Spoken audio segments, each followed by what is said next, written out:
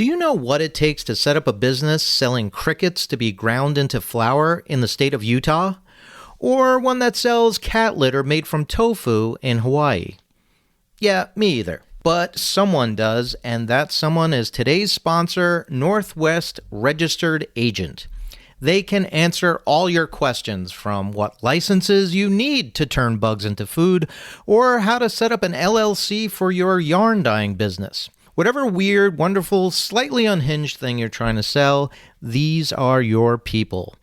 Northwest Registered Agent has been helping small business owners and entrepreneurs launch and grow businesses for nearly 30 years. They are the largest registered agent and LLC service in the United States, with over 1,500 corporate guides, real people who know your local laws and can help you and your business every step of the way. Don't pay hundreds or thousands of dollars for what you can get from Northwest for free. Visit northwestregisteredagent.com/happensfree and start using free resources to build something amazing. Get more with Northwest Registered Agent at northwestregisteredagent.com/happensfree. Big nonprofit hospital systems are making billions on 340B medicine markups. Hospitals can spend on luxury perks while engaging in aggressive debt collection practices. They get rich, while patients like you pay more. Tell Congress it's time to hold hospitals accountable. Washington should fix 340B. Visit phrma.org/340B markup to learn more. Paid for by pharma. Hello, everyone, and welcome to another snack-size edition of our show, How Success Happens. I'm Dan Bova, writer and editor at Entrepreneur.com. So lovely to be in your ears right now. So let me ask you a question. Are you ready for some soccer? I hope you answered yes, because as you probably know, the World Cup is about to kick off on June 11th. And people are losing their minds. I'm talking about the fans, and I'm also talking about businesses who are furiously aligning themselves with the global phenomenon that is the FIFA World Cup. And look, let's be honest, some of the commercials we see and some of the marketing ploys, it's just like, whatever. But today's guest is a part of one that really caught my attention, and so I was really psyched to get to talk to him because, one, I thought this was a really cool idea, but also I'm a really big fan of his. Okay, who? If you read the title of this episode, you already know it is Rob Mack. Rob Mack, as you know, the creator of Always Sunny in Philadelphia, the longest-running live-action comedy show in the history of live-action comedy shows. Also, one of the co-owners of once was a little-known football club called Wrexham AFC, and it is that soccer connection that connects him to the World Cup and to a pretty damn fun sweepstakes that Enterprise is throwing, which is called On Every Corner, where the gist of it is they're giving away a free car for every goal that is scored on a corner kick. Now, the stats show that there'll be an estimated 1,000 corner kicks during the tournaments. So that is a lot of cars. So Rob is a part of this sweepstakes, and so I got to chat with him about this and other things. And you know what? I'm going to stop blabbing and let's get to it. My conversation with Rob Mack. I started by asking him, you know, he's this incredibly successful comedy writer and performer, but he's also this incredibly successful entrepreneur and marketing guy. So I asked him, is there a crossover between how you create a great TV show and how you go about creating a great campaign? Yes, I think it's all about what gives you goosebumps. And I don't do a ton of sponsorship work outside of the work that we do with our sponsors and partners on the club. So I don't, to be blunt, I don't do a lot of commercials. But I do have a lot of brand partnerships because of our work with Wrexham.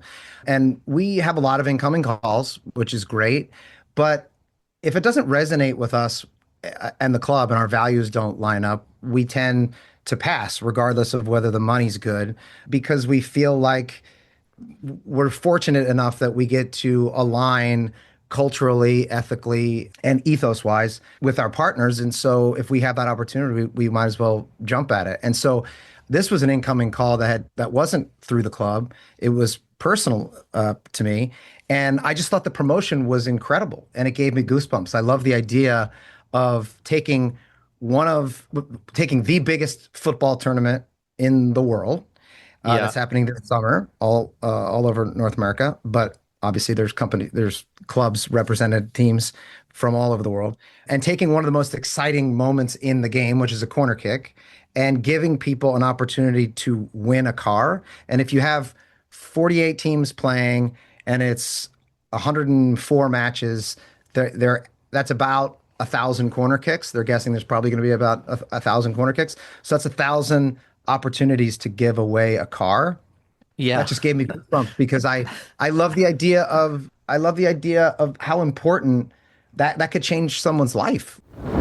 So between the comedy we see on Always Sunny and then, I don't know, going out and buying a soccer team that most people in the world had never heard of, Rob seems like a guy who is quite comfortable with risk-taking. So I asked him, is that something that he developed over time, or is it something that was kind of always inside him? I don't know. I was just watching a movie with my kids last night, and my kids had never seen it before.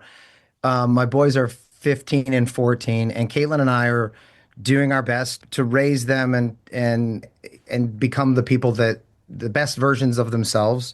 But they're always asking us questions sort of like that, like how or why we made decisions over our lives. And sometimes we don't know what the answer to that is. But we were watching this movie last night called Ferris Bueller's Day Off, which is a John Hughes movie, classic for our generation. And it was the first time that they had seen it. And it was also the first time that I really thought about how profound that movie was for me, even though it's super silly. And we talked about it afterwards. And I realized that whether it was unconscious or conscious, I was modeling a lot of the way that I sort of approach life, the way that Ferris did. And I love the idea that I was pointing out to my kids that, people really, really love Ferris. And in fact, the one actress, Mrs. Poole, Grace in the movie, says everybody loves him. She talks about every stratified group in the high school loves him. And yet he's a man of mystery, but he's also full of joy, and he's bringing happiness and fun to the world. He's not cruel. He's not mean. Any joke he makes is not at the expense of other people. He's got something to say, but doesn't take himself too seriously. And even when he's getting over on his parents or the school, it's just sort of mischievous with a smile and there's nothing mean-spirited about him. And I thought, those are and he's taking risks through the entire movie, huge risks, like scamming his parents and scamming the school and going into restaurants and taking people's reservations and going up on a float and singing in front of thousands of people in a parade. And I thought, I think I've modeled my entire life after this guy because he's just so good. He's trying to be good-natured, and yet he's taking big swings. And if he fails, he fails. And sometimes, you drive a Ferrari through a plate glass window and destroy something worth millions of dollars. I don't know. So Rob is involved in all kinds of businesses, from entertainment to a whiskey brand called Four Walls to his aforementioned soccer team and a lot of other stuff. So I wondered, in the business world, what is something that drives him nuts? What's his business hot take? Just the assumption that because it's been done that way before, that's the only way to do it.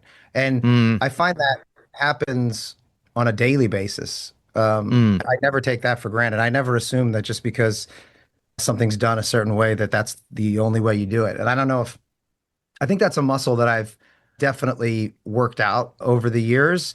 And it's a truth that has been illuminated over the years, that this demystification of the Wizard of Oz, that's a real thing. Each time you level up and you get to where you think everybody's got it figured out, you look around and you realize nobody's got it figured out.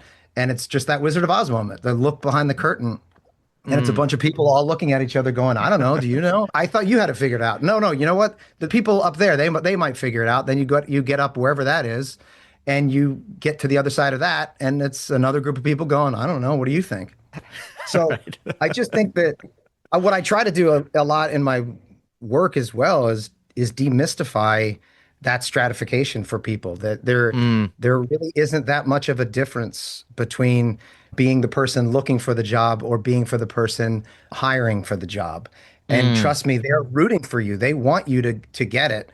Right. And there's another option, which is getting that job. The other option is creating your own job. And a lot of people maybe are afraid to take that leap or don't know how to do it. And I think a huge part of what we're always trying to encourage people to do is to sometimes just close your eyes and jump in and see what happens. And finally, I asked him for his advice for people dealing with imposter syndrome. Those people who do get to that level and they look around and man, you feel like a fraud. Everybody feels that. Everybody feels that. Everybody I've ever talked to about that exact phenomenon at every level in every industry feels that at some point. And I think that people don't believe that. I think I talk to a lot of people and they're like, yeah, people say that, but it's not true. It's true. Full stop. And it is just like anything else. It's something you have to rep out. We have a maxim that I realized I was living by, but I hadn't verbalized yet or hadn't organized it in my brain as like an operating principle. But I was just sort of living like this, and I tried to instill it into our business, which is get it wrong faster.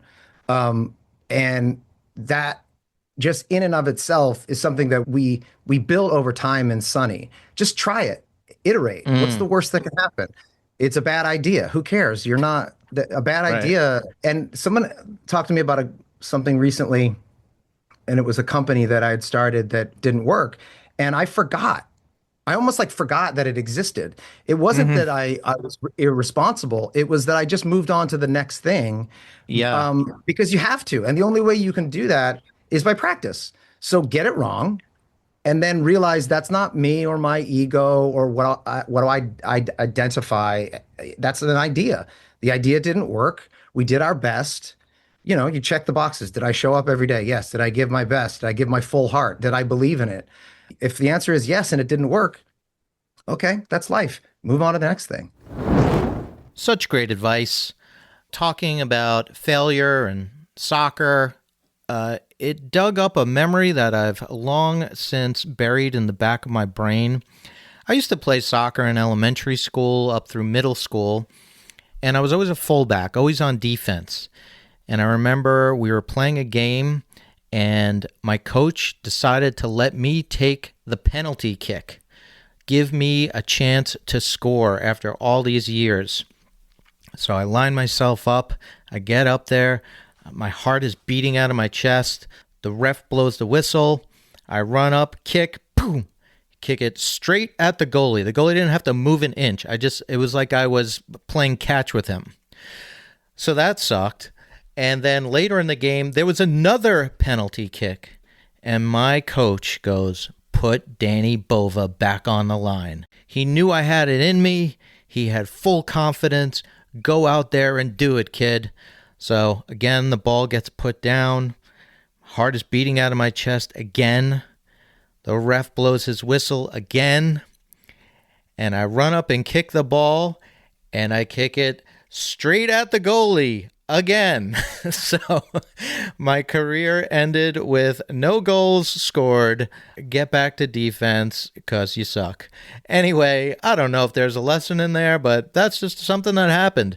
Anyway, speaking of happened, that's the title of the show, How Success Happens. I'm so glad you listened to this one. I hope you subscribe. We've got episodes every Wednesday and Sunday. You could check us out on YouTube for video episodes. We're on Entrepreneur's social media handles. Just look at it. There's all kinds of stuff. I wish to God that there was video of those two penalty kicks. If anyone is listening to this that happened to be on the sidelines with a giant VHS camera, this would have to be, in the late 80s. Send it my way. I'd love it. You can hit me up at howsuccesshappens@entrepreneur.com. If someone has that video, I will play it on a loop for all to watch. Anyway, thanks for listening. Speaking of listening, you can listen to more music from the makers of our theme song, Nika RPM, over on Bandcamp. Hope you enjoy the World Cup. Go Team USA!